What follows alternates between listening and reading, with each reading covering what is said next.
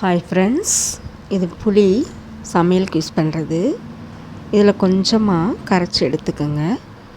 இந்த மாதிரி ஏன் அப்படின்னா, நம்ம யூஸ் பண்ணுற பாத்திரங்கள் பளபளப்பாகவும் ஸ்மெல் இல்லாமல் இருக்கிறதுக்காகவும் இதை யூஸ் பண்ணிக்கலாம். இதை நம்ம பாத்திரங்களும் சோப்பு இருக்கு இல்லையா, அதில் மிக்ஸ் பண்ணிக்கிறணும்.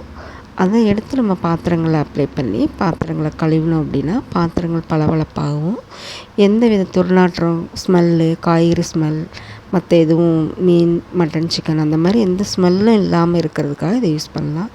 இப்போ பாருங்கள், நான் ஒரு பாத்திரத்தை கழுவுறேன். அது எவ்வளோ பளபளன்னு இருக்குன்னு பாருங்கள்.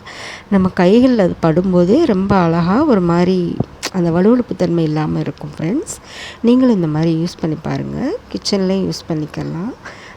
கிச்சன் மேலே அந்த டேப்பில் கூட லேசாக தேய்ச்சிட்டு ஈரத்துணி வச்சு துடைச்சிடலாம். ஃப்ரெண்ட்ஸ், நல்லாயிருக்கும்.